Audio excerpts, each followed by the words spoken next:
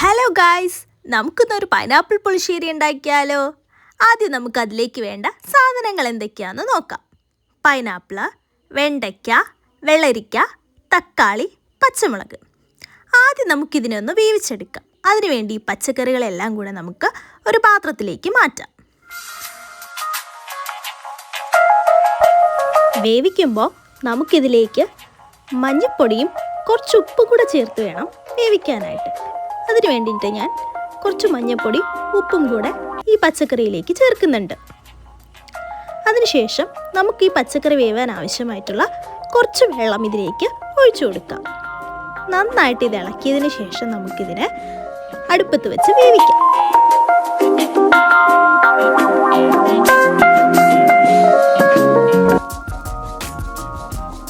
ഇത് വെന്ത് വരുന്ന ടൈം കൊണ്ട് നമുക്കിതിലേക്ക് ആവശ്യമായിട്ടുള്ള അരപ്പ് തയ്യാറാക്കാം.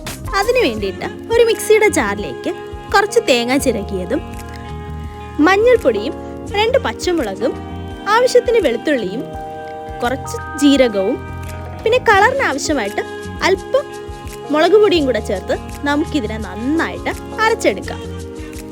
ഇത് നല്ല ഫൈനായിട്ട് അരഞ്ഞു കിട്ടണം കേട്ടോ. അതിനുശേഷം ഇതിലേക്ക് ആവശ്യമായ തൈര് കൂടെ ഞാൻ എടുത്തിട്ടുണ്ട്. അപ്പോഴേക്കും നമ്മുടെ പച്ചക്കറിയെല്ലാം തിളച്ച് വന്നിട്ടുണ്ട്. പച്ചക്കറിയെല്ലാം വെന്ത് വന്നതിന് ശേഷം ഇതിലേക്ക് നമ്മൾ നേരത്തെ തയ്യാറാക്കി വെച്ച അരപ്പ് ചേർത്ത് കൊടുക്കാം.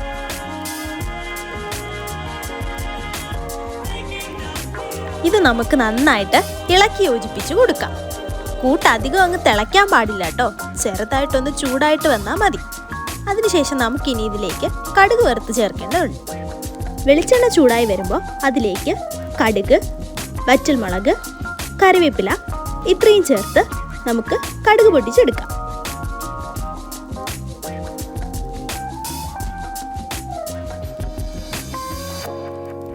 നമ്മൾ തയ്യാറാക്കിയ കടുക് ഈ അരപ്പിലേക്ക് ചേർത്ത് കൊടുക്കാം. കടുക് ചേർത്ത് അല്പം കഴിഞ്ഞതിന് ശേഷം മാത്രമേ നമ്മളിത് മിക്സ് ചെയ്യാൻ പാടുള്ളൂ. ഇനി നമുക്കിത് മിക്സ് ചെയ്തെടുക്കാം.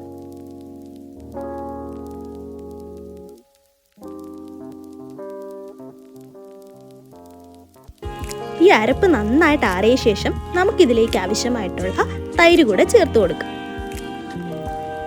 തൈര് ചേർത്ത് നമുക്കിതിനെ ഇളക്കി യോജിപ്പിക്കാം.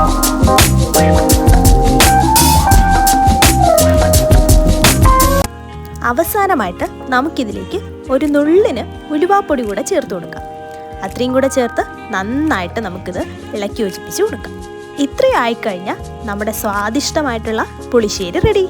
വീഡിയോ ഇഷ്ടമെങ്കിൽ please like, share and subscribe. അടുത്ത വീഡിയോ ആയിട്ട് ഉടനെ വരാം. Bye bye.